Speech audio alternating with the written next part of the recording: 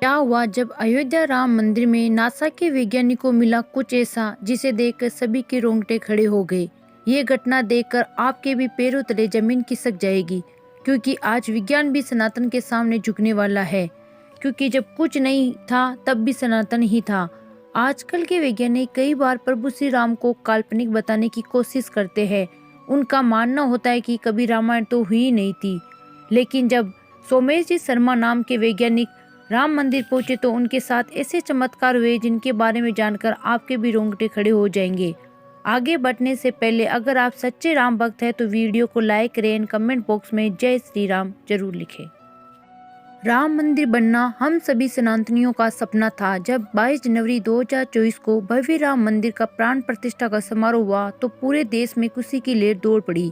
हर कोई झूम रहा था और अपने घरों में दिवाली बना रहा था, क्योंकि ये 500 सालों के संघर्ष का नतीजा था। और इस पूरी घटनाक्रम में हमें ये समझ आता है, अगर आप सच्चे हैं और सत्य के साथ खड़े हैं तो आपकी कभी पराजय नहीं हो सकती। और आज भव्य राम मंदिर का निर्माण हो चुका है।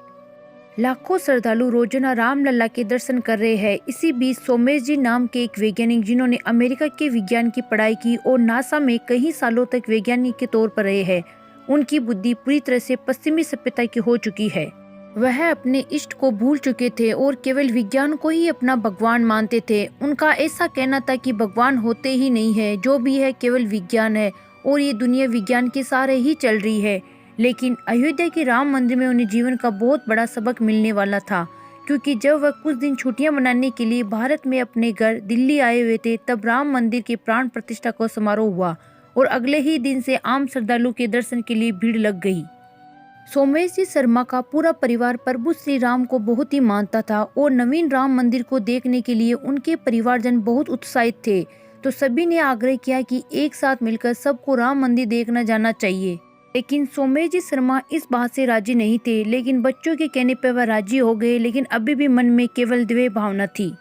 सोमेश जी आज से 15 साल पहले अयोध्या आए थे। उस समय अयोध्या फैजाबाद कहलाती थी और यहाँ की स्थिति बहुत खराब थी। लेकिन जब वह साल 2024 में अयोध्या पहुंचे तो अयोध्या की भव्यता देखकर उनके भी रोंगटे खड़े हो गए। जगह जगह व्यवस्था फैली हुई थी। जगह जगह पर भगवान श्री राम और रामायण से संबंधित कलाकृतियां बनी हुई थी। चाहे स्टेशन हो या एयरपोर्ट, सब कुछ भगवा रंग में रंगा हुआ था। ऐसा लग रहा था कि प्रभु श्री राम का ये मंदिर अपने साथ अयोध्या का विकास भी लेकर आया है। लेकिन सोमेश जी तो अपने ही विज्ञान को लेकर बैठे हुए थे। वह रामलला की उस मूर्ति को केवल पत्थर की मूर्ति मानते थे।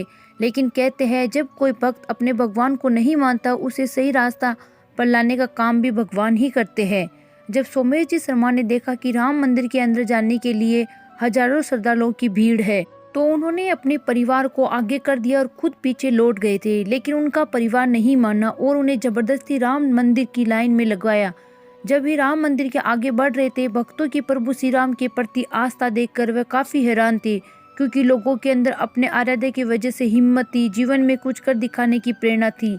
लेकिन अभी भी वह विज्ञान पर ही टिके हुए थे, क्योंकि वह नासा के वैज्ञानिक थे। 4-5 घंटे लाइन में लगकर वह रामलला के दरबार में पहुंचे। वहां पर उन्होंने अचानक बड़ा चमत्कार देखा। उन्होंने दक्षिणी द्वार की ओर से एक बंदर आता हुआ दिखाई दिया, जो सीधा रामलला के चरणों में जाकर बैठ गया। राम मंदिर ट्रस्ट का कहना था कि ये साक्षात हनुमान जी अपने प्रभु के दर्शन करने आए हैं। सोमेश जी ने जब ये देखा तो उन्होंने पाया कि प्रभु श्री राम के प्रति आस्था केवल मनुष्यों में नहीं बल्कि जानवरों में भी है। यहाँ पर उनके अंदर बदलाव की पहली झलक नजर आई थी। उसके बाद अचानक ही उनका पर्स कहीं पर गायब हो गया। जब वह राम मंदिर से बाहर आए तो अपने परिवार वालों को उन्होंने बताया। उनके परिवार वालों ने का कहना था कि चिंता मत करो, प्रभु श्री राम आपका पर्स जरूर लौटा देंगे। सोमेश जी का कहना था कि मेरा पर्स तुम्हारे भगवान के दरबार में चोरी हो गया है, इससे बड़ी शर्म की बात क्या हो सकती है। लेकिन उनकी एक बेटी ने कहा कि कल मैंने आपके पर्स के अंदर एक छोटी सी हनुमान चालीसा रख दी थी। यकीन मानिए, किसी न किसी तरह आपका पर्स पुनः जरूर मिलेगा। आप प्रभु श्री राम पर भरोसा रखिए। फिर सभी लोग इंतजार करने लगे और इधर उधर पर्स को ढूंढने लगे। तभी वहां पर एक और चमत्कार हुआ। वही बंदर जो दक्षिणी द्वार से गर्भगृह में गया था, वो सोमेश जी के पर्स हाथ में लिए हुए दिखाई दिया। उसके बाद उन्होंने उस बंदर को एक केला दिया और अपना पर्स ले लिया। तभी लोग इस प्रभु श्री राम का चमत्कार मान रहे थे। सोमेश जी भी हैरान थे, लेकिन अभी भी विज्ञान उन पर हावी था। वो इस घटना को केवल एक संयोग की तरह देख रहे थे। लेकिन फिर कुछ ऐसा हुआ जिसे सभी सदमे में चले गए। अचानक उस परिवार की छोटी बच्ची आराध्या कहीं गायब हो गई। उस समय वहाँ भीड़ का काफी माहौल था, जिस वजह से वह अचानक कहीं गुम हो गई। सभी लोग उसे ढूंढ रहे थे, लेकिन उसका कोई पता नहीं चल पा रहा था। कई घंटों तक उसकी खोजबीन जारी रही। पुलिस को भी उसके बारे में बताया गया, लेकिन वह बच्ची कहीं नहीं मिली। सोमेश जी उस बच्ची से बहुत प्यार करते थे। वह उनकी पोती थी और उनके लिए सब कुछ थी। जब उनकी बच्ची आराध्या नहीं मिली तो उनका परिवार प्रभु श्री राम से विनती करने लगा।